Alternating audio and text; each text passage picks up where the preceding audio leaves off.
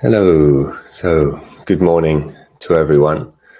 Hope you're doing well and settling in well into the session here. Sorry, I was just slightly thrown off by a comment saying that my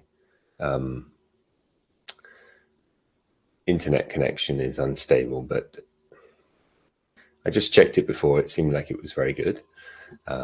So we will have to see there. So do let me know if you do have any difficulties hearing me, seeing me, or anything like that, and I'll keep an eye on the chat for updates on that. So I introduced myself yesterday. I'm Nathan. I'm going to be leading the sessions this week, and we're exploring this theme around change this month with Sangha Live. Some of you may notice that I've changed my background. I've moved to a different location. On the move, traveling at the moment, but yeah, really as equally happy to be here as I was yesterday, and looking forward to this ongoing exploration. So those of you who, which is probably most of you, very familiar with the setup here, we'll have a short reflection, and we'll tune into some time for guided meditation, and then any questions, any reflections from you in regards to these teachings and how we can apply them to our lives. All of that will flow on from there. So if you haven't already, really feel invited to say hello in the chat. It's a really lovely, warm community here, and do take advantage of that. And say hello, see what kind of response we receive from that, and usually, almost universally, it's one of warm welcome. And if you don't wish to, you wish to stay more silent, more quiet at this time, that's also fully welcome. So let's continue with this exploration of change. The Buddha was a really skillful teacher, and due to an incredible vigilance and discipline they would actually really keep to quite a narrow application of these teachings. The Buddha's teachings have one aim, really, just, and the Buddha would actually say this, right? I'm not saying, what a shame, but no, like, Buddha's teachings had one aim. Does this lead to the end of dukkha? Does this lead to the end of dukkha? If not, I won't teach it. No matter if people ask directly or their hearts have wandered into really interesting areas. Not going to go into the self, no self teachings at this time, but it's a really good example that the Buddha would not take a stance on, is there a self or is there not a self? It's the philosophical kind of debate. Is there free will or is there not free will? It just goes on and on and on, through the generations. No, fully resolvable question there. The Buddha would just put those questions aside. In fact, very famously, just didn't answer it. So there's no self-teaching in the Dharma. There's no like truth stance on that principle. I'm not quite as disciplined as the Buddha in those regards. I'm quite interested in these kind of questions, but as far as these teachings go, if it isn't leading to freedom, the one thing is dukkha, the experience of stress, agitation, reactivity, and turning that to freedom. That's the one thing that these teachings are for. Dukkha, stress, reactivity, agitation in our life. That is where these teachings land, and that is where the teaching of change lands. We pay attention to change, to what's changing, because it's freeing, right? Not because it's a truth claim, not because it's something that the life has. I wish to get to the subtle implications of that later in the week, but for now, we can know we're only being asked to attend to this as changing in this way because it's useful for freedom. When I first came to these teachings, I had no idea what they were for. And I maybe mentioned here before. So I was kind of like, well, I'm not sure that's really going to be very useful for the things I'm interested in, which was more kind of societal change. It seemed people were teaching to be mindful for its own end. Day after day of retreats, and actually, maybe even like year after year of attending retreats. What I used to think that I was hearing was, pay attention to your experience, notice the breath. And it seemed that the goal was to watch as many breaths, be observant of as many breaths without interfering with the breath as much of the time as we possibly could. And after ages of kind of practicing this noticing, and also noticing that I wasn't particularly good at noticing, all of the breaths, a teacher said, watching the breaths is not the goal. And if I remember rightly, it was Christopher Titmuss who said that. And it really kind of opened my mind. Christopher was leading the sessions last week. Important teacher for me in the beginning of my practice, certainly. Watching the breaths is not the goal. And something really opened in that. And I must admit, I was also quite relieved, not least because I wasn't very good at it, but also because it seemed, okay, this is probably going to be more applicable to the whole of my life. And then later, or around the same time, I was kind of hearing what also sounded like a truth claim. All things pass, or what arises passes. And there's also a relief here in actually having a sense, there's more to this than this. The Buddha's teachings are about the liberation of freedom. The liberation of freedom. Moving away from this stress, this distress, this agitation, which is part of what I wanted to remove on a societal level and kind of move forwards as a engaged living being. So this is here for a reason. It's here for a reason because it liberates, not because it's a truth claim. I'm sharing that because I find that really helpful, and it actually opens things out in quite an interesting way. One of the ways we can say is actually, we've been using this phrase from yesterday, through the week we use it. Notice how all conditioned things changed. It's there in the description. It's from the Satipatthana Sutta. It's kind of a simplification of that. So yesterday, we used that notice how all conditioned things change. What do we notice? Body, heart, the intellectual activity. And what do we notice within that? We notice that it changes, right? Of course, we're going to notice that it changes. Nothing of the sensations in the body from yesterday are here with us today.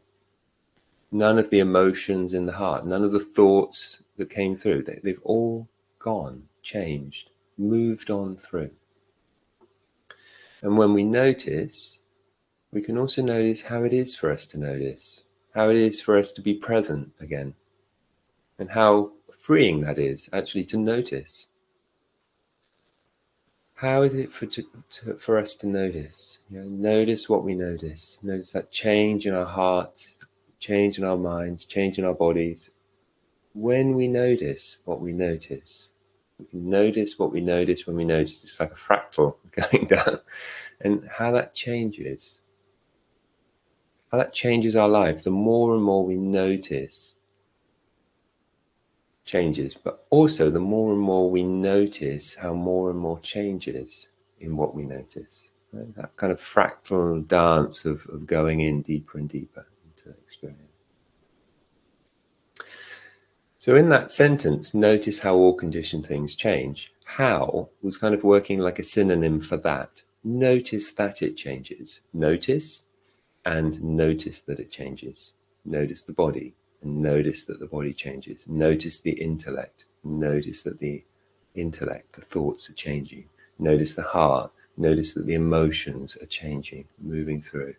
And they will disappear. Yeah. But today I want to go a little bit further into how. Now, we may have already seen that we actually play a large part in how conditioned things change, how the world of experience changes. So yesterday we were playing around with kind of the what of the condition of our experience, what we notice. We can come more into the breath or the sounds. We can release the thoughts of doing or being elsewhere and rest into this body, heart, mind unfolding experience. And we can also attend to the how we attend. So yesterday we spoke about the intentions, what we're here for, what we wish to support, and many of those yesterday, really inspiring. But in short, we could say, well, we could have more kindness here, kindness of attending with kindness. And that also has a fractal nature, isn't it? It's kind to attend with kindness. It's kind to us. It's kind to those things arising. We're meeting experience well. And this how we meet experience. So there's these two elements to experience, what we're paying attention to and how we're paying attention to it.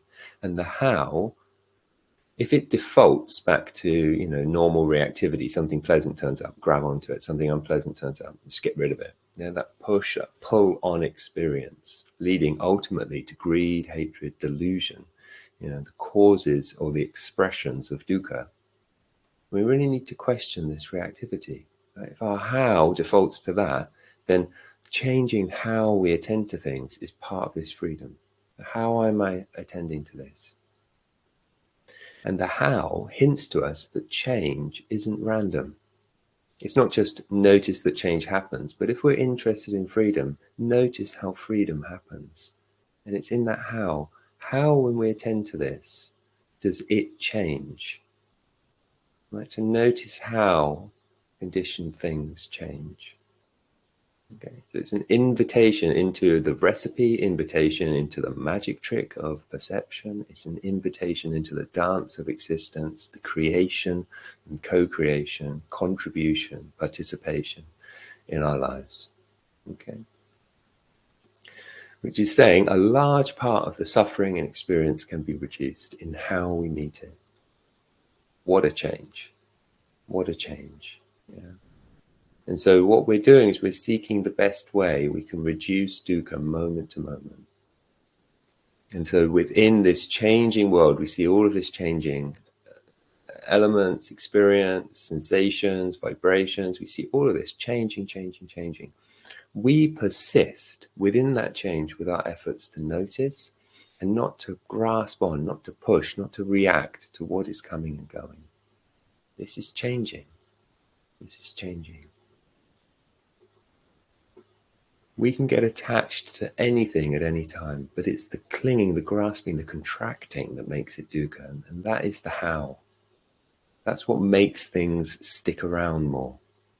So yeah, we could cling to freedom, but the more that we understand how it gets released into freedom, the more likely we are to act in freeing ways. Yeah. So as I say, the Buddha was keen on teaching us freedom from dukkha, and would ask us to question our experience, keep it alive, be interested. The second noble truth really asks us a key question. When there's dukkha, what else is there? Or another way of saying it, what's lifted in a moment of ease, of joy, of delight? And one of those things is actually we can speak about not noticing. Yeah. We're just not noticing these things. But when we notice, we can notice when there's dukkha, there's a sense of contraction. And when we ease that contraction, we're softening, letting the breath be longer, letting the listening be wider. That starts to lift some of that contraction. The other element that the Buddha particularly called out was this kind of thirsting after, this push, this pull on experience.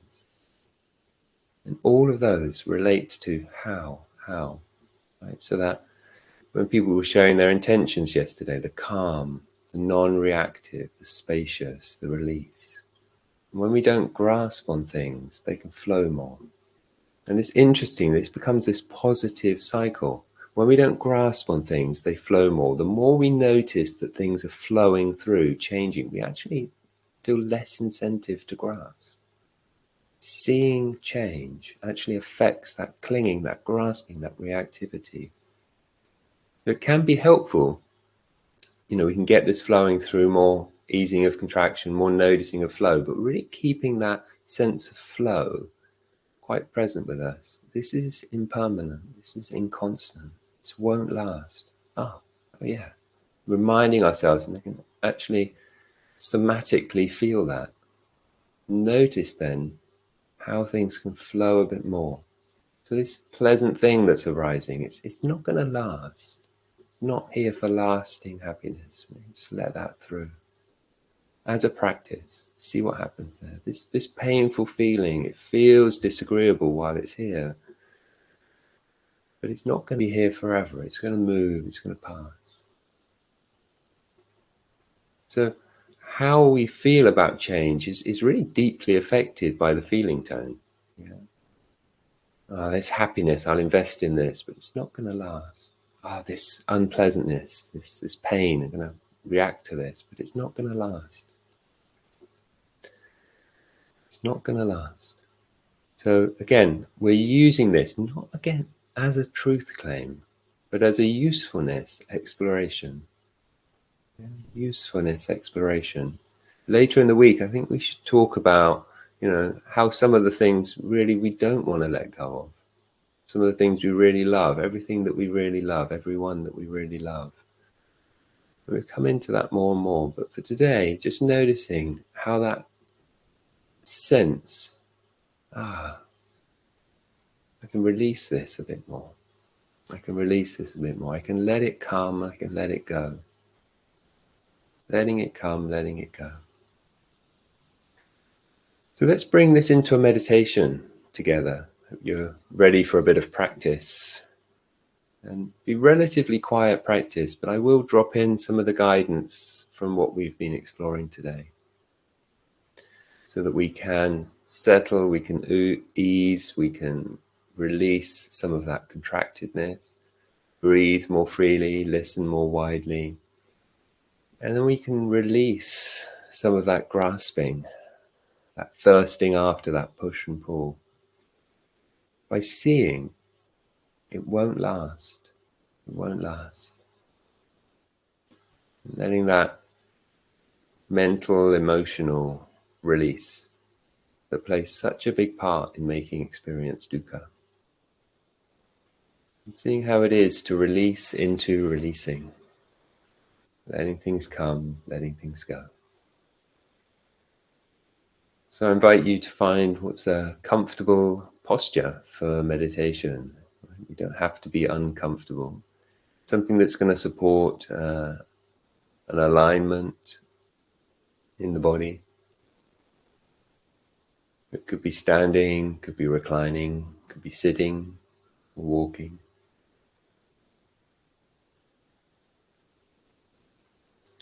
Let's take some time tuning into the body, tuning into the spine, feeling how the spine comes down and joins the hips. Letting that connection be sensitive, fluid. Rolling the hips to give space in the belly. And coming up the spine, connecting the spine to the chest. Opening the shoulders, giving space in the heart area.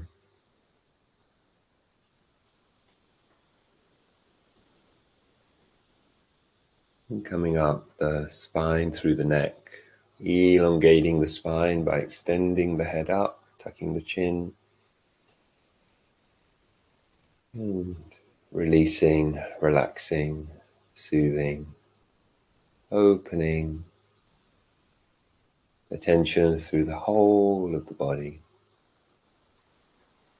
If the body is not the right area for us, opening the attention into the sound sphere around us.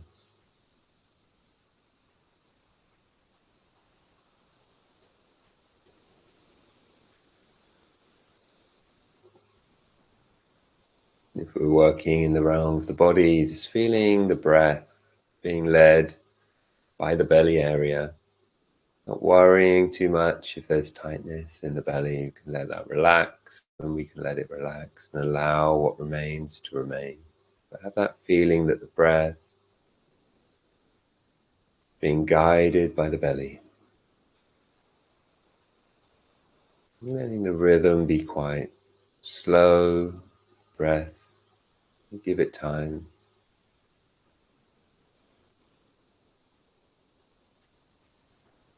we're with the sounds, letting the sound vibrations arise and pass in quite a wide awareness. Listen for the most far sounds and keeping that sense of that huge space of awareness as we listen to the sounds that arise and pass. And if we're with the body, letting there be a sense in the background of a whole body here. And that breath arising and passing from within that.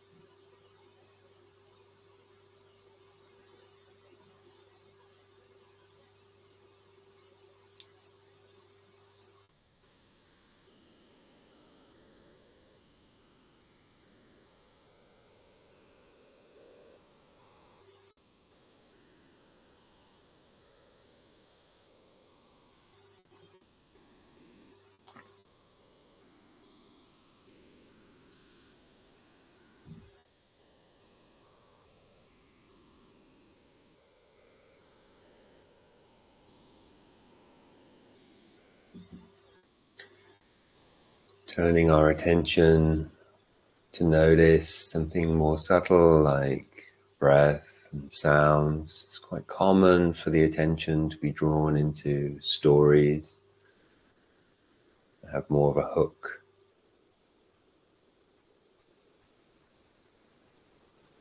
But also, at times it's really helpful to be able to release that hook. Notice the direct experience of breath, of sounds. If we really tune into it, there can be this feeling of subtle or obvious relief as we settle into the present moment of our lives.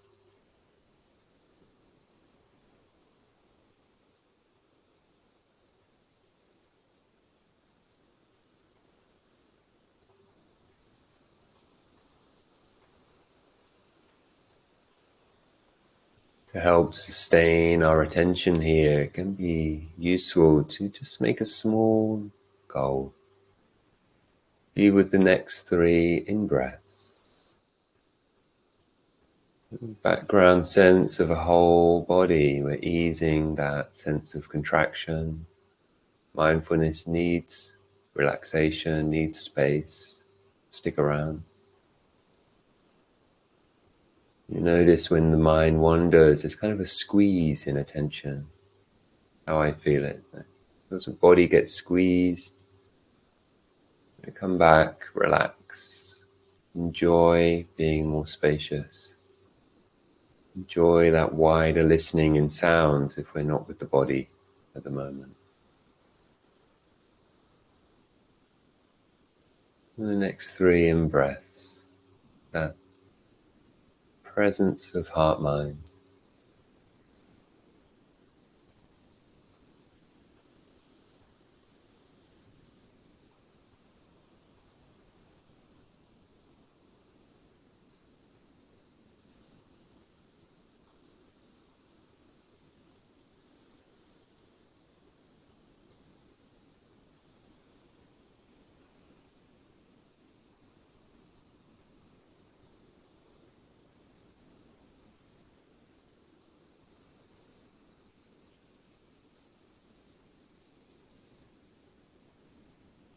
In the moment, let's be with the next 3 out-breaths, really with a relaxed face, relaxed shoulders, relaxed belly. Maybe the out-breaths can help with that relaxation. With the sounds, the fading of the sounds.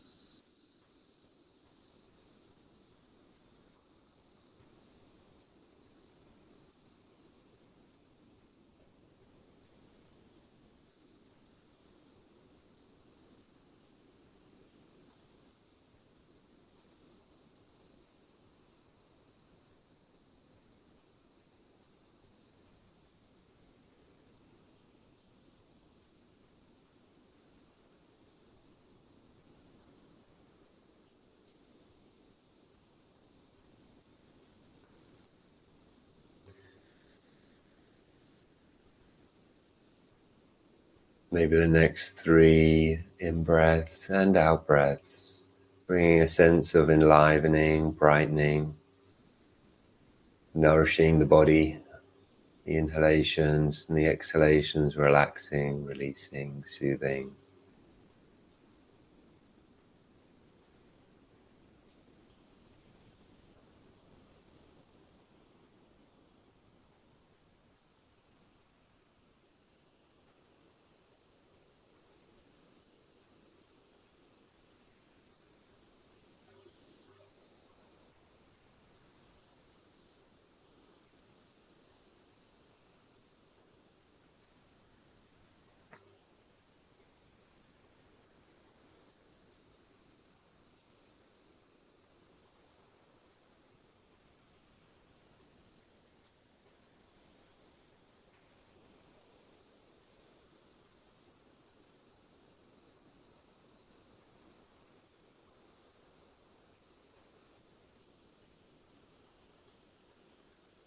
If we're enjoying this kind of exploration, giving that little challenge to the heart-mind to attend to, really start to develop and sustain our attention. Notice there's a whole body here, or a wide field of awareness in which sounds are arising and passing. For the next 3 breaths, really being with that experience without losing contact with a wide, uncontracted attention and awareness. The whole body, the whole field of sounds if we're in the sound sphere.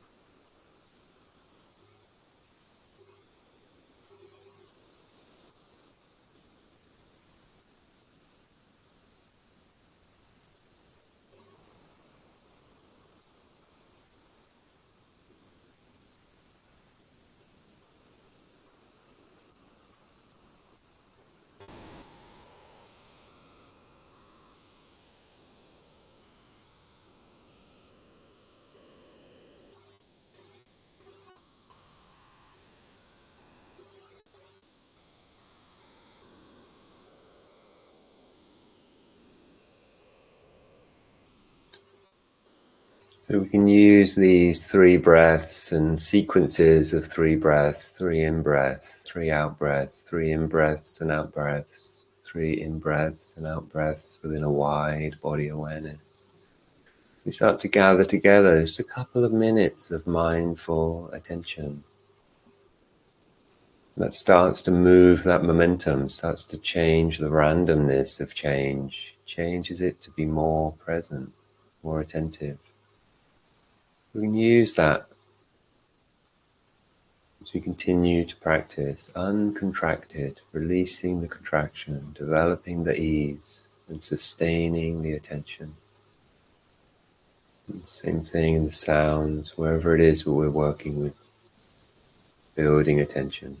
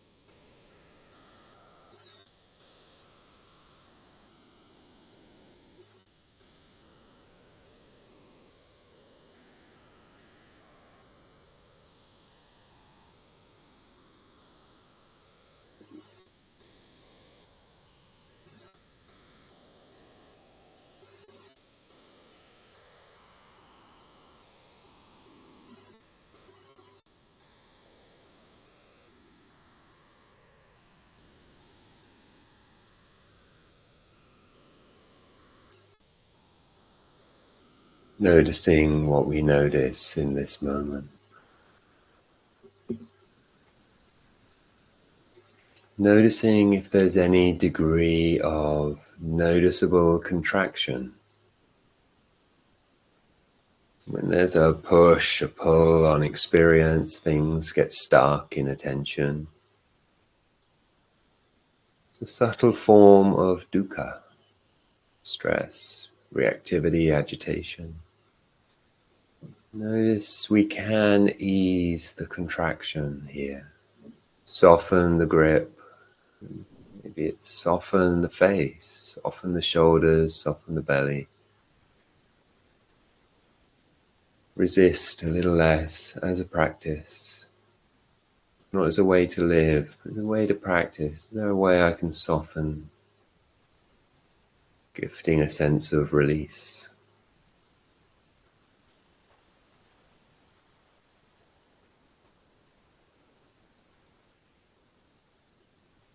Notice what we notice, and notice how noticing it in this less demanding, less contracted way supports things, supports all conditioned things to change, to be allowed to change. Doesn't mean we demand them to change. Hey, why aren't you changing?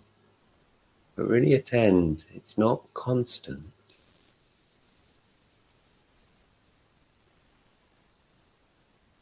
Maybe a sense of it still being here, but it's not how it just was. It is changing.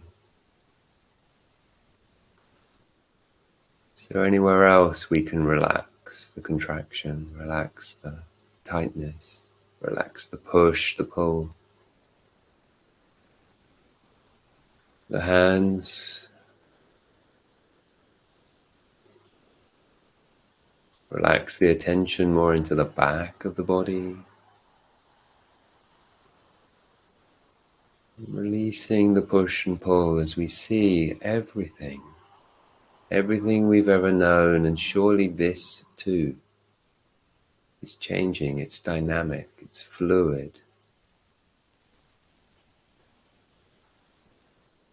Just let it come, let it go. Release into the releasing that is releasing. Release into the releasing that is releasing.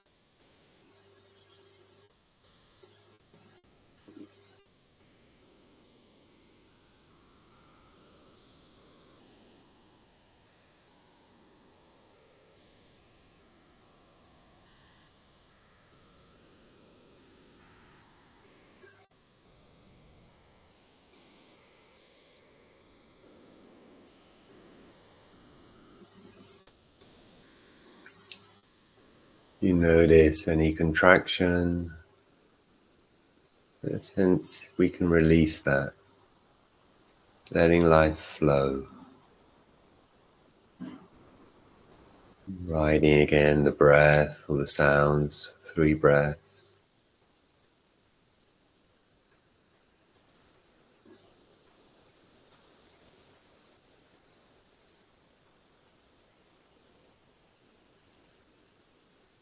Letting change. Letting the releasing release. Noticing what we notice underneath what we notice.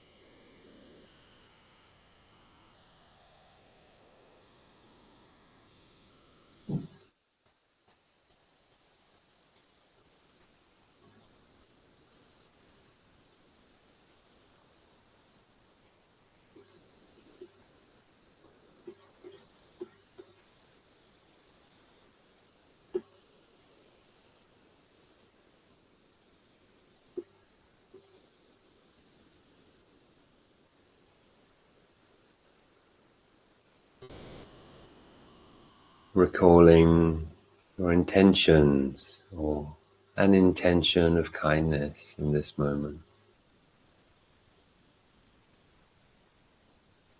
This will change.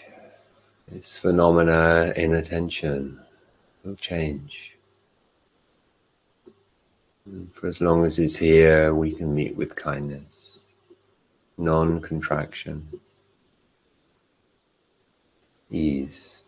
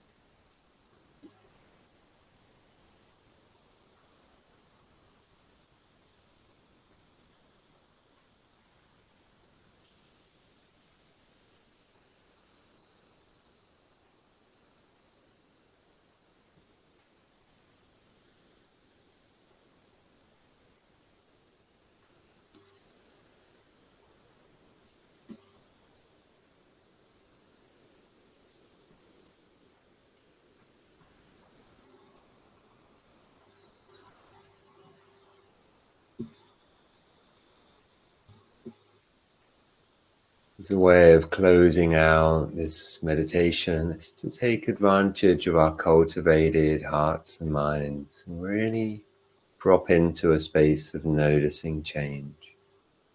So first, let's just take the next 3 breaths, or the equivalent in the sounds, really noticing how everything appears and disappears in the breath. All the sensations appears and disappears.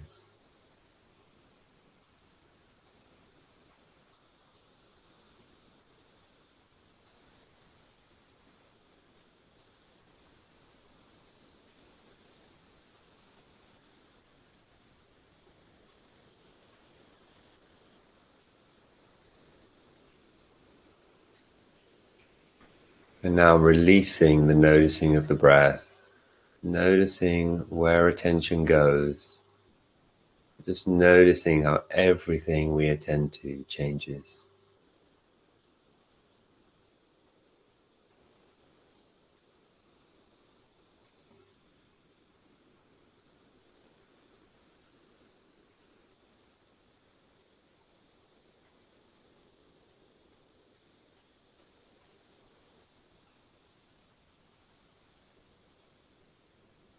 We could grasp to these things miraculously, but there's really nothing there to grasp onto.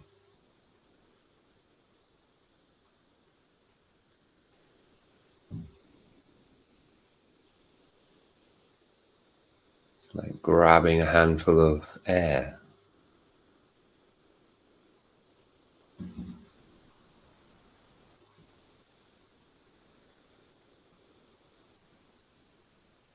It's a way of closing out this session, again, finding the breath, finding the sounds, appreciating yourself for showing up in this changing, transient world. We persisted, we dedicated, we sustained our commitment, our participation, having a moment of appreciation for your practice and for all those who support us in practicing, those present with us, those supporting us by taking care of duties and tasks.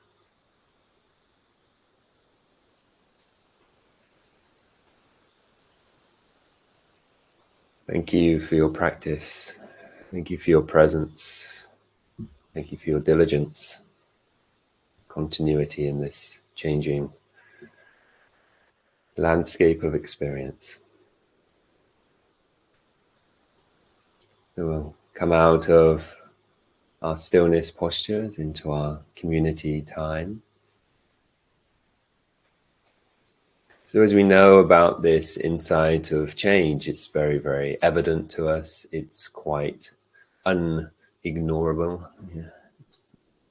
It's present in all types of experience, but it's still helpful for us to bring it more and more to heart and mind.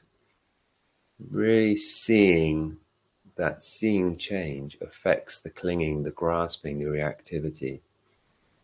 So it's something we can carry with us through the day.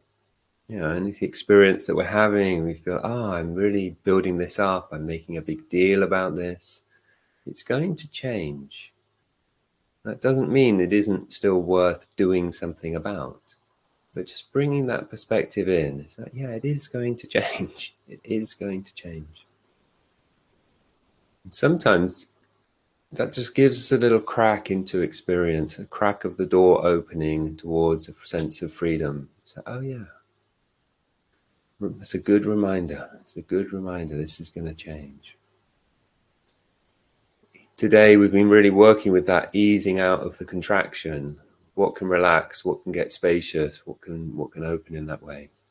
If there are any questions about these, really feel invited to put them in. Really feel that you have the freedom to question the usefulness of any of these things. Is that really going to be useful in my life? Always love to hear those kind of questions, those appropriate application kind of questions. Anything at all, really feel invited to to ask or share a reflection. More and more through the week, I think we might really just lean into noticing that when we notice it's going to change, that actually opens something out for us. Yeah, we can call that more insightful ways of practicing. Here, we're actually working on the somatic, the felt sense of contraction. And then we notice, wow, when there's less contractedness, things flow more. When things flow more, we grasp less and contract less. And that does this kind of positive cycle.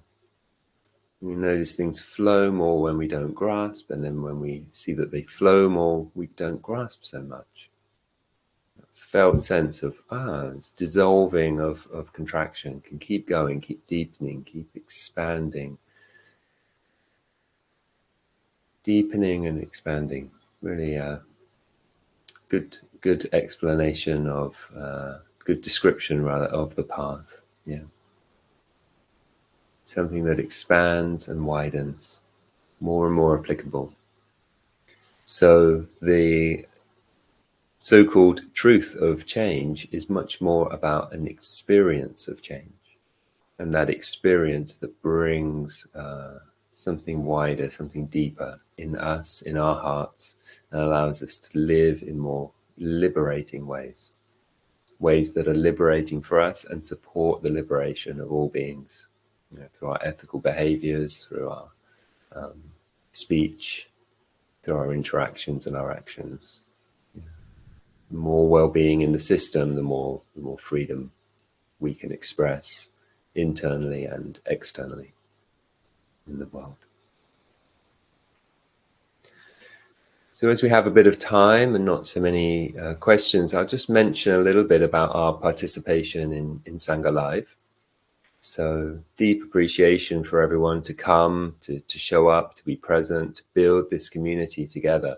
It's an incredible thing that you come and you practice, and we are supported, each one of us, by others coming here, and we also support others by coming here. And we're developing, building community by our presence. And, really deep gratitude to everyone who comes to practice, even maybe when they don't want to. You could come here because it might support someone else, your presence being here. And it does really do that. And hopefully also supports you. So we come here to receive, we come here to give. Right? We're all participants in these experiences. We come here to listen, to learn, to develop the beautiful qualities that we feel that the world needs. So it's all an interconnected participation in liberating ourselves, liberating the world. And platforms like this, do need maintenance, do need support, do need sustaining. So if you're able to give your participation, your support here in the form of a donation to Sangha Live, any donations that are given at this time will be used also to support me. I will have a proportion of that, a percentage of the donations that are given. So that's also a way that you can support me in these ways. Yeah. But they're not offered with an expectation. I'm not coming here with any expectations, and Sangha Live is generating this space so that it can be supported by those who are able to, in ways that they feel able to.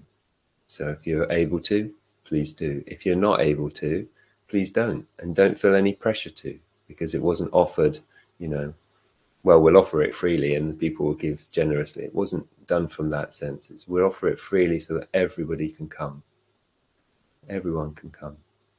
Yeah, and as mentioned there in the chat, even coming when we didn't feel like we wanted to come, just knowing that maybe there's something in this. Yeah, maybe this will help shift that mood. Maybe this will help motivate me. Maybe this will help support someone else, my presence coming here. And so we can also, participate in the financial support in that way. It's like, well, I don't really feel like it, but maybe this will help someone else. Maybe this will be good for someone else. Or maybe we can come and recognize, okay, it's awkward. Maybe I don't feel like being supported by others. but I am supported by others. They're already supporting me. And that's a lovely, lovely sense that we can bring in there.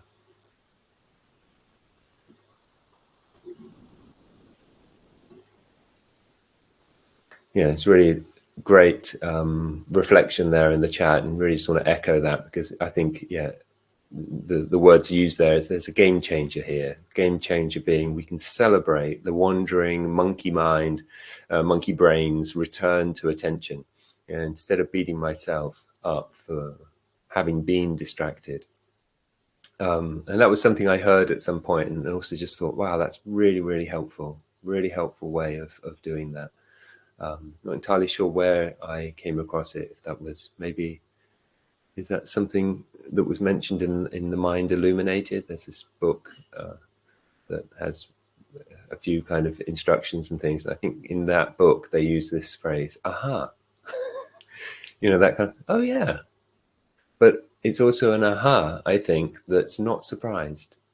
I'm not surprised my mind wandered. Minds are meant to wander.